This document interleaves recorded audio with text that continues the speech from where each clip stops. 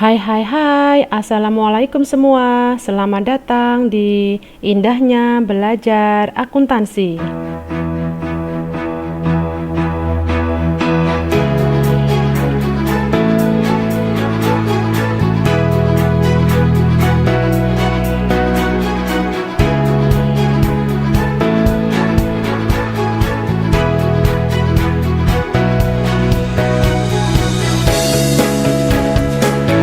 Pada kesempatan hari ini, kita akan belajar mata kuliah Akuntansi Manajemen bersama Indahnya Belajar Akuntansi.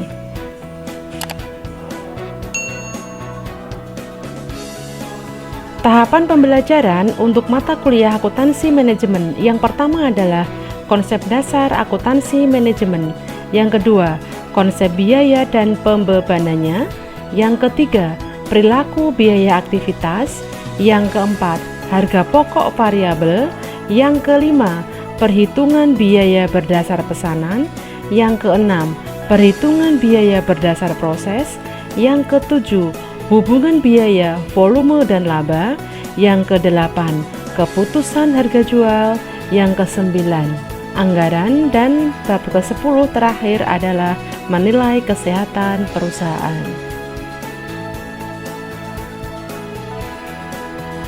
Oke, sebelum Bu Tio melanjutkan di bab 3 mengenai perilaku biaya aktivitas ya, di sini Bu Tio akan menjelaskan kembali mengenai penggolongan biaya ya, karena nanti untuk penggolongan biaya ini itu akan berdampak terhadap berikut-berikutnya gitu ya. Jadi nanti dari bab 2 sampai bab terakhir nanti ya, sampai bab ke-9 itu nanti kita akan mengetahui ya, akan mempelajari tentang mana-mana biaya-biaya yang bisa dimasukkan ke dalam ranah produksi dan yang tidak itu ya.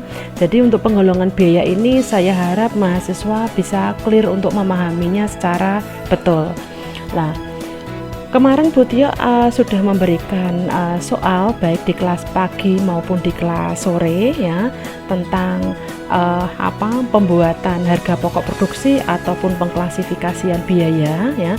Di sini Bu Tio akan memperjelas kembali bahwa untuk biaya itu memang di dalam tipenya itu ada dua. Yang pertama adalah biaya atau objek biaya yang bisa ditelusuri langsung ke produk ya, dan biaya yang tidak bisa langsung ditelusuri ke produk. Nah, itu namanya biaya langsung dan biaya tak langsung. Sedangkan untuk biaya ya, yang langsung digunakan untuk proses produksi dan mana biaya yang tidak langsung masuk ke dalam proses produksi, berarti itu nanti pengklasifikasinya atau tipenya itu masuk ke biaya produksi langsung atau biaya produksi tak langsung atau non produksi. Nah, di sini ya ada beberapa contoh biaya, ada biaya bahan baku, biaya sewa, biaya iklan, sampai ke biaya pengembangan. Itu kira-kira masuk ke area mana gitu ya. Kalau di sini ya Bu Tio ada disuruh mengklasifikasikan ya, mana yang masuk ke biaya produksi langsung, mana yang masuk ke biaya produksi tak langsung atau non produksi ya. Berarti kalau kita bicara mengenai biaya produksi langsung, biaya produksi tak langsung atau non produksi, di sini perlu digarisbawahi tentang kata-kata produksi. Kalau di sini ada kata-kata produksi, berarti maksudnya adalah apakah biaya-biaya ini itu masuk ke dalam proses produksi ataukah tidak. Kalau masuk ke dalam proses produksi, berarti dia masuk ke dalam biaya produksi. Kalau dia tidak masuk ke dalam proses produksi, berarti dia masuk ke dalam non produksi ya.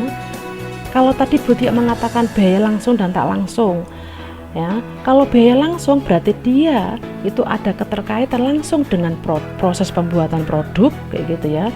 Tetapi kalau yang biaya tak langsung itu berarti biaya yang secara tak langsung itu ada keterkaitan dengan produk ya, bisa ditelusuri secara tidak langsung gitu ya. Jadi kalau ada kata-kata biaya produksi berarti kita fokusnya ke produksi dulu gitu, yang mana yang masuk ke produksi, mana yang tidak.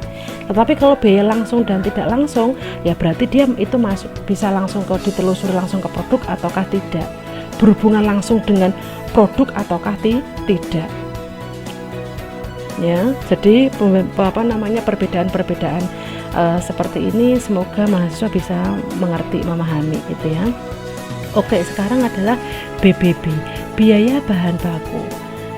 Biaya bahan baku ya, biaya bahan baku berarti di sini masuk ke biaya produksi langsung. Ya, kita tahu bahwa biaya produksi langsung ya, bahwa biaya produksi langsung itu ada 3 gitu ya. Ada BBB, BOP dan BTKL. Sedangkan untuk biaya produksi tak langsung atau non produksi itu ada 2, yaitu biaya penjualan atau pemasaran dan biaya administrasi umum. Ya.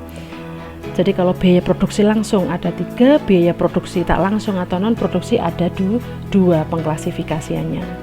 Sedangkan untuk BBB ya berarti dia masuk ke dalam biaya produksi langsung. Ya. Karena masuk ke dalam proses produksi. Kemudian untuk biaya sewa ini ya, ini ada note-nya di sini, ada catatannya. Catatannya adalah jika untuk sewa mesin produksi ya, berarti kalau sewa ini dia adalah sewa mesin produksi, maka dia masuk ke dalam biaya produksi langsung. Masuk ke sub mana Bu Tio? Masuk ke sub BOP. Kalau sewa mesin ini adalah masuk ke produksi tak langsung atau non produksi gitu ya, misal mesin fotokopi kantor, misal mesin ketik, misal mesin kalkulator dan lain-lain gitu ya, yang tidak langsung berhubungan dengan proses produksi, berarti dia masuk ke biaya produksi tak langsung atau non produksi. Masuk ke sub mana Bu Tio? Masuk ke sub biaya administrasi dan umum ya. Kemudian untuk biaya iklan, biaya iklan itu kira-kira masuk kemana? Oh, masuk produksi tak langsung atau non produksi. Sub mana? Biaya penjualan. Karena tadi biaya non produksi ada 2 pengklasifikasiannya ya, yaitu biaya penjualan dan administrasi umum. Sedangkan untuk asuransi pabrik ini berarti masuk ke biaya produksi langsung. Sub mana? Sub BOP. Kemudian untuk biaya asuransi kantor, kalau asuransi kantor berarti tidak langsung digunakan dalam kegiatan produksi, maka dia masuk ke biaya non produksi. Subnya apa? Biaya administrasi umum. Kemudian untuk biaya penyusutan, misalnya penyusutan mesin pabrik. Kalau biaya penyusutan mesin pabrik ya, maka dia masuk ke dalam biaya produksi. Ya, masuk ke dalam biaya produksi. Subnya apa? Subnya BOP. Tapi kalau penyusutannya itu untuk penyusutan mesin fotokopi Bu Tio, misal mesin kalkulator dan lain-lain, itu masuk ke mana? Ya masuk non produksi. Masuk ke mana? Subnya apa? Biaya administrasi umum. Jadi kalau tidak ada keterkaitan dengan kegiatan produksi, berarti dia masuk ke non produksi. Sub mana? Tinggal kalian pilih apakah penjualan ataukah administrasi umum. Kemudian untuk gaji karyawan pabrik, lah itu jelas kalau gaji karyawan pabrik berarti masuk ke biaya produksi. Subnya apa? BTKL, biaya tenaga kerja langsung. Gaji karyawan kantor, nah kalau gaji karyawan kantor berarti masuk non produksi. Masuk ke mana? Subnya biaya administrasi umum. Biaya desain, misal di sini biaya desain untuk pembuatan stand kayak gitu ya, loket-loket penjualan misalnya, masuk ke mana? Masuk ke non produksi. Subnya apa? Biaya penjualan. Terus kemudian biaya promosi, jelas itu masuk non produksi. Subnya apa? Biaya penjualan. Biaya penelitian, jelas itu masuk non produksi. Subnya apa? Biaya administrasi umum. Kemudian biaya pengembangan, jelas itu juga masuk non produksi. Subnya apa? Biaya administrasi umum. Ya, Jadi kalau digolongkan mana ini masuk produksi, mana ini masuk non produksi, kalian sekarang bisa menjelaskan. Tetapi Bu Tio, saya kasih soal seperti ini misal, mana di antara biaya bahan baku, biaya sewa sampai kepada biaya pengembangan, mana yang masuk biaya langsung dan mana yang masuk ke biaya tak langsung misal. Kita tahu bahwa biaya langsung itu ada dua, yaitu BBB dan BTKL.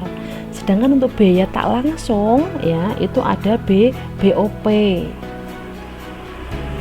Ya, sekarang kalau Bu Tio mengklasifikasiannya hanya penelusuran langsung ke produk kayak gitu misal, yaitu yaitu biaya langsung dan biaya tak langsung misal. Biaya langsungnya ini dalam kurung saya kasih BBB BTKL, biaya tak langsungnya adalah BOP. Sekarang coba kita pelan-pelan untuk mengungkap ini gitu ya. Kalau BBB masuk ke mana? Oh, masuk ke biaya langsung, subnya adalah BBB. Biaya sewa masuk ke mana? Masuk ke biaya tak langsung karena subnya adalah BOP. Biaya iklan masuk ke mana? Ke BOP. Biaya asuransi pabrik BOP. Biaya asuransi kantor, biaya tak langsung masuk ke BOP. Biaya penyusutan, biaya tak langsung masuk ke BOP. Biaya karyawan pabrik berarti masuk ke biaya langsung, masuk ke BTKL. Biaya karyawan kantor ya, kalau karyawan kantor berarti masuk ke biaya tak langsung karena masuk ke BOP. Biaya desain BOP, biaya promosi BOP, penelitian BOP, pengembangan BOP ya. Jadi kalau pengklasifikasiannya hanya ada dua itu, hanya ada penelusuran ke produk itu misal kok biaya langsung dan biaya tak langsung, ya silahkan kalian bisa mengklasifikasiannya ke sana gitu ya. Tapi kalau Bu Tio meminta kalian untuk membuat biaya produksi langsung dalam kurung BBB, BOP, BTKL, kemudian biaya non produksi atau biaya produksi tak langsung itu adalah biaya penjualan administrasi umum, maka kalian juga bisa menjelaskan ya. Jadi seperti itu penjelasannya untuk materi yang untuk pelatihan yang sudah kita kupas minggu yang lalu. Oke, kita langsung ke bab 3 mengenai perilaku biaya aktivitas. Oke, kita masuk di bab 3 tentang perilaku biaya aktivitas ya. Yang pertama kita harus mengetahui dulu tentang definisi perilaku biaya atau cost behavior. Adalah istilah umum untuk mendeskripsikan apakah biaya berubah seiring dengan perubahan keluaran. Aktivitas adalah pengorbanan waktu dan input untuk menghasilkan output. Penetapan perilaku biaya dipengaruhi oleh horizon waktu karena biaya dapat berubah dari tetap menjadi variabel tergantung dari keputusan jangka pendek atau jangka panjang ya. Jadi untuk definisi perilaku biaya ya, itu adalah mendeskripsikan apakah biaya ini berubah seiringnya dengan perubahan keluaran ataukah tidak. Keluaran di sini adalah output ya, hasil ya, atau keluaran hasil dari sebuah proses ya. Apakah biaya ini mengalami perubahan setiap waktunya ataukah tidak. Misal perusahaan ingin memproduksi 1000 unit TV misalnya. Apakah dalam memproduksi 1000 unit TV, apakah biaya ini selalu tetap ataukah selalu berubah gitu. Misal 1000 unit biayanya 100 juta rupiah misal. Memproduksi 200 unit naik lagi menjadi 200 juta. Ataukah membuat 50 TV biayanya menjadi turun menjadi 50 atau 60 juta. Nah, seiring perkembangan jumlah unit yang diproduksi, maka ya ada biaya-biaya yang selalu tetap jumlahnya dan ada biaya-biaya yang selalu mengalami perubahan seiring dengan perubahan jumlah output yang dihasilkan oleh perusahaan gitu ya. Jadi perilaku biaya aktivitas itu intinya adalah seperti itu. Apakah ada perubahan setelah menghasilkan output ataukah tetap biayanya tersebut gitu ya. Kemudian setelah kita tahu tentang definisinya ya, kalian tidak perlu menghafal ya, cukup kalian pahami saja tentang perilaku biaya aktivitas ini. Kita akan mempelajari mengenai klasifikasi biaya berdasarkan waktu ya. Ada 3, yaitu biaya tetap atau fixed cost ya. Apa itu artinya? Biaya uang yang jumlahnya tetap sama ketika keluaran berubah. Jadi meskipun keluarannya tadi berubah dari 1000 unit TV, dari 2000 unit TV, ataupun mungkin hanya 500 unit TV, itu biayanya itu selalu tetap, tidak mengalami perubahan. Sedangkan untuk biaya variabel atau variable cost ya, itu artinya adalah biaya yang dalam jumlah keseluruhan bervariasi secara proporsional terhadap perubahan keluaran. Jadi biaya variabel naik ketika keluaran naik dan sebaliknya ya. Jadi ini sudah Bu Tio sampaikan tadi, ketika ingin memproduksi 1000 unit TV, 2000 unit TV atau 500 unit TV, ini biayanya selalu berubah-ubah disesuaikan dengan kondisi atau jumlah keluaran output. Sedangkan yang ketiga ini biaya campuran atau mixed cost ya. Kalau campuran berarti ya gabungan antara biaya tetap dengan biaya variabel ya. Kemudian kita masuk ke dalam ciri-ciri biaya tetap ya. Kita fokusnya ke biaya tetap dulu nih. Ciri-ciri biaya tetap ya, itu ada yang namanya biaya yang jumlahnya tetap sama ketika tingkat aktivitas berubah. Jadi biayanya itu selalu sama. Contohnya biaya tetap ini mungkin biaya sewa itu ya, biaya sewa mesin misalnya. Jadi mesin maupun digunakan untuk proses 500 unit, 1000 unit, 2000 unit misalnya, tetapi biaya sewa ini akan selalu sama, jumlahnya akan selalu sama ya, tidak akan mengulangi perubahan setiap periode pembayarannya ya, seperti itu. Contohnya adalah biaya sewa untuk biaya tetap ini. Kemudian ciri yang kedua, suatu biaya yang dalam jumlah total besarnya tetap konstan dalam rentang yang relevan ketika tingkat output atau aktivitas berubah ya. Jadi memang dia selalu konstan, tidak ada mengalami perubahan meskipun jumlah outputnya itu berubah. Dan ciri-ciri yang ketiga adalah rentang relevan adalah cakupan aktivitas dengan asumsi perilaku biaya tetap dan biaya variabel adalah akurat. Jadi rentang relevan ya, relevansi adalah cakupan aktivitas dengan asumsi perilaku biaya tetap dan biaya variabel adalah akurat.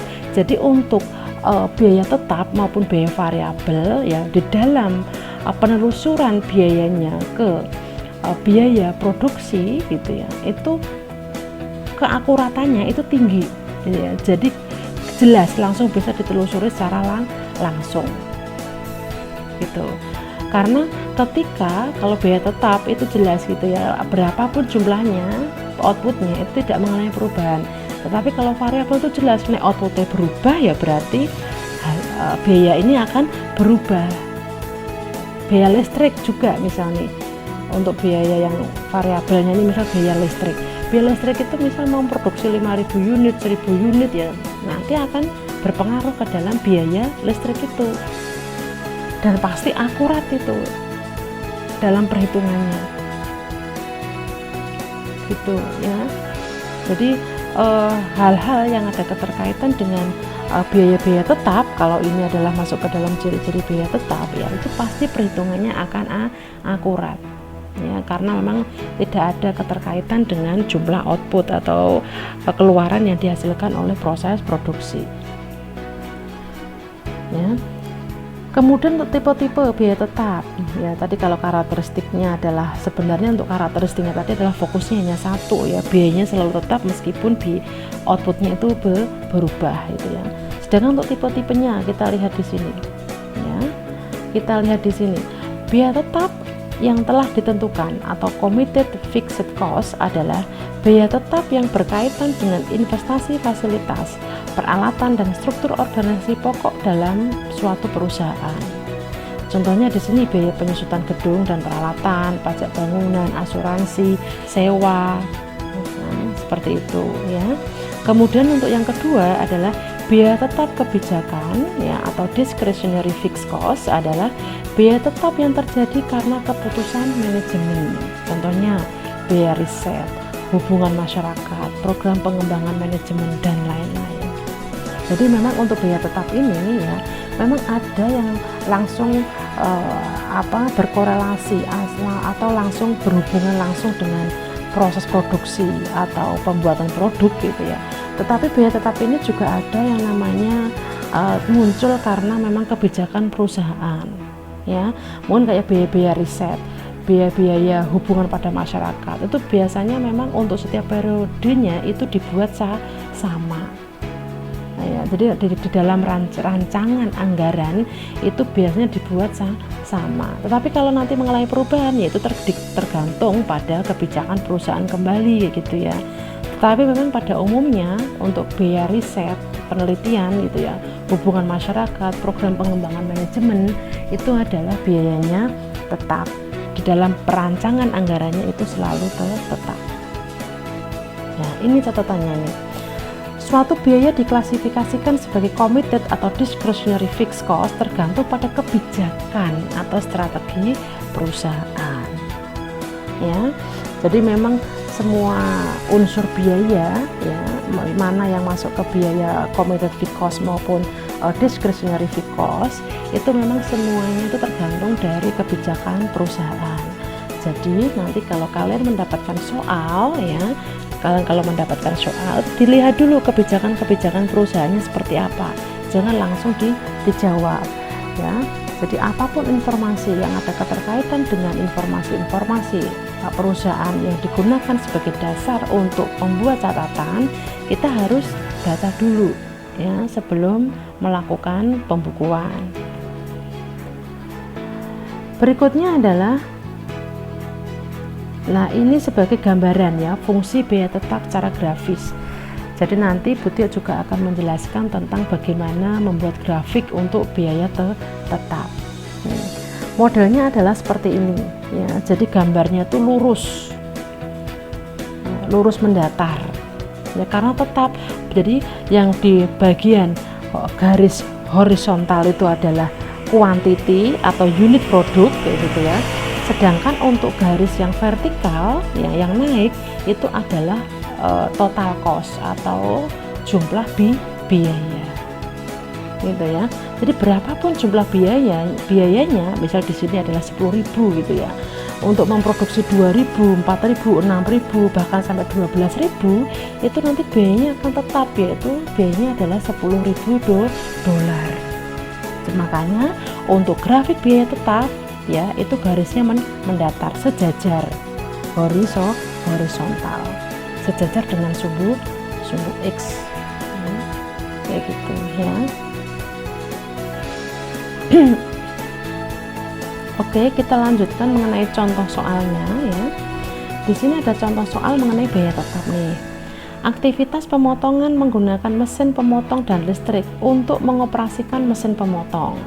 Mesin pemotong disewa seharga 60.000 per tahun dan memiliki kapasitas untuk memproduksi sampai dengan 240.000 potongan dalam 4 tahun. Jadi setiap tahun itu perusahaan membayar biaya sewa itu biayanya adalah $60.000 ya, digunakan untuk menghasilkan produk ya 240.000 dalam kurun waktu 4 tahun. Sekarang soalnya adalah sebutkan objek biayanya. Yang kedua, sebutkan aktivitas masukan, proses dan output. Yang ketiga, perhitungan perilaku biaya aktivitas. Dan yang keempat adalah gambar grafik biaya tetap. Nah, untuk objek biayanya adalah apa nih? Objek biayanya adalah aktivitas memotong besi, di mana ukurannya adalah 3 inci per potong. Kita tahu bahwa di bab 1 kemarin kita sudah membahas mengenai apa itu sebenarnya objek biaya ya. Jadi objek biaya ini adalah aktivitas yang dilakukan oleh perusahaan ya, yang dimana nantinya untuk menghasilkan sebuah produk. Di sini aktivitasnya ngapain nih? Aktivitasnya adalah memotong besi, ukurannya 3 inci di masing-masing potongannya. Kemudian menjawab yang kedua, sebutkan aktivitas masukan, proses dan output. Ya, ini juga ada keterkaitan dengan bab 1 kemarin tentang siklus kayak gitu ya. Aktivitas masukannya apa nih? Oh, ada mesin pemotong, kemudian ada listrik, kemudian ada tenaga kerja, kemudian ada besi. Apa-apa yang digunakan sebagai input, tidak apa masukan ketika perusahaan itu melakukan proses produksi itu apa aja? Itu namanya aktivitas masukan. Untuk aktivitas proses berarti ngapain aja nih? Oh, dia aktivitasnya memotong. Outputnya apa nih? Oh, outputnya adalah potongan besi dengan ukuran 3 inci per potong. Ya, jadi kalian paham dalam hal ini ya. Jadi kalau kalian misal kalian kuliah gitu ya, kalian kuliah mendengarkan dan apapun itu dalam ruangan ketika mengikuti mata kuliah gitu ya, kalian bisa langsung mengklasifikasikannya dalam hal-hal ini. Objek biayanya berarti ngapain nih? Oh, objek biayanya berarti perkuliahan. Aktivitas masukannya apa nih? Oh, apa nih yang membuat kalian mengikuti proses perkuliahan ini? Inputnya apa? Masukannya apa? Oh, ada buku, ya you know? Kemudian ada pulpen, ada buku tulis, kemudian ada penggaris, kemudian ada ruangan, kemudian ada kipas angin, apapun itu yang ada keterkaitan dengan input. Ketika kalian ini ingin melakukan aktivitas itu termasuk ke dalam aktivitas masukan. Prosesnya apa? Prosesnya yang mendengarkan, mencatat, merangkum dan lain-lain ya. Kemudian aktivitas outputnya apa nih? Nah, outputnya berarti nih nilai sebenarnya kayak gitu. Kalau di dalam proses perkuliahan kok nilai kalian itu rendah, ya berarti outputnya itu tidak berhasil. Berarti pasti ada masukan atau proses kalian itu tidak benar. Ya, mungkin kalian datang tapi tidak mendengarkan, tidak mencatat, tidak meringkas. Ya berarti outputnya nanti nilainya pasti rendah. Ya, jadi kalau kita ingin berhasil melakukan apapun itu, ya harusnya kita bisa melihat dari konsep ini. Apakah masukan dan proses yang sudah saya lakukan, yang sudah kita lakukan itu sudah benar atau belum? Jadi kita bisa tahu bahwa ya untuk menyimpulkan outputnya kita ini berhasil apa tidak, ya kita bisa lihat nih masukan dan prosesnya. Kalau masukan dan prosesnya kita kok tidak benar, ya berarti nanti outputnya juga akan tidak benar. Misal kita ingin membuat kue, harusnya outputnya adalah ada telur 2, misalnya kita hanya 1 misal. Atau mungkin kita ikuti perkuliahan, harusnya kita membawa buku catatan, buku pegangan, pensil, pulpen dan lain-lain. Tetapi kita hanya membawa selembar kertas dan hanya membawa pulpen aja, tanpa membawa buku pegangan, tanpa mendengarkan informasi-informasi dari guru. Ya, gimana mau mendapatkan output yang benar? Gimana mau mendapatkan hasil yang sesuai dengan keinginan kita? Ya, jadi memang antara masukan, proses, output itu harus balance.